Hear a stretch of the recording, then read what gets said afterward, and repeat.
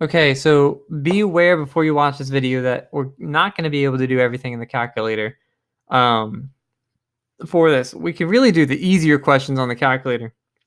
There's some questions like number 8 and 9 and 10, 11, 12, 13, 14. Those problems, you're gonna have to do them by hand. You have to use a quadratic formula, and there's no real way around it. Now, you could use a graphing calculator for some of it, but the ones with imaginary numbers, you're not going to know have imaginary numbers without working them out. So you're going to have to work them out using the quadratic formula. But I will show you just a quick and easy way to check your answers on the calculator for something like 2, 3, and some of those other problems. So number 2, you can type this in the calculator. It is a pretty simple problem if you watch the regular video because it's just combining like terms. But you can type this in the calculator. So if you go to your calculator, first thing, go to your mode and make sure that if you scroll down, I think the 7th or 8th row here, it says real. And we want to, it's real is selected, but if we scroll over, we want to select A plus BI. So that's going to tell the calculator to use imaginary solutions. Put our answers in imaginary complex number form. So that's going to be useful when I'm dealing with complex numbers. So let's go back, just second mode, I'll quit. And now we're going to type it in. So number 2, really. Number two is in parentheses. I'm just going to type it in the calculator exactly as it's written. 5 minus 4i. Now to type in I, hit second and then the decimal. That's I.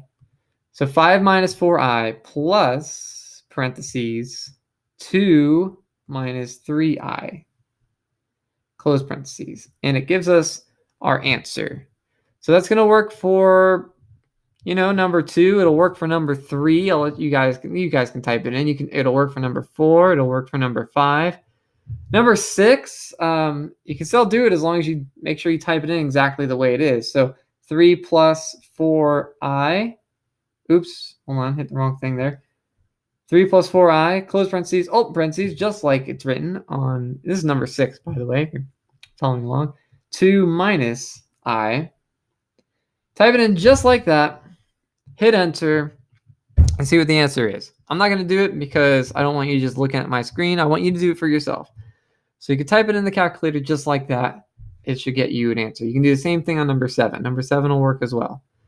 Scrolling all the way down, we can't really do any of those with the quadratic formula. Unfortunately, you're going to have to work those out by hand. That's going to be a pain, but it is what it is. You can do number 16 on the calculator. So the very last problem, number 16, just be careful how you type it in. Let me type it in wrong first because this is what everybody does, and I want you to learn from your mistakes. So a lot of people do 4 plus 3i, then they hit division sign, divided by 3 minus 2i. Oops. And that is going to get you the wrong answer. I'm not even going to bother hitting enter to see what it is. You can if you want to, but it's not going to work.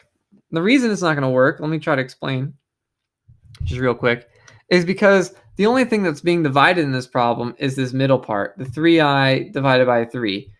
It's not dividing the 4. It thinks the 4 is a completely separate term. It's basically thinking you're writing 4 plus 3i divided by 3 minus 2i. That's what the calculator thinks you're typing in. But how we can avoid that, if we want to do it right, is using parentheses. So use parentheses and type in 4 plus 3i in parentheses and then divide. So it knows that, hey, I'm taking all of this stuff and dividing it by, and again, use parentheses so it knows what the denominator is, 3 minus 2i. So that tells the calculator exactly what's on top, exactly what's on bottom, and you can hit enter to see what it equals. Now, it's going to give us a decimal, by the way. So I'm going to go ahead and hit enter so that you can see how it works. That's no help to us because our answer is not in a decimal form. But what you can do is go to your I believe it's second. No, not second. Hit math.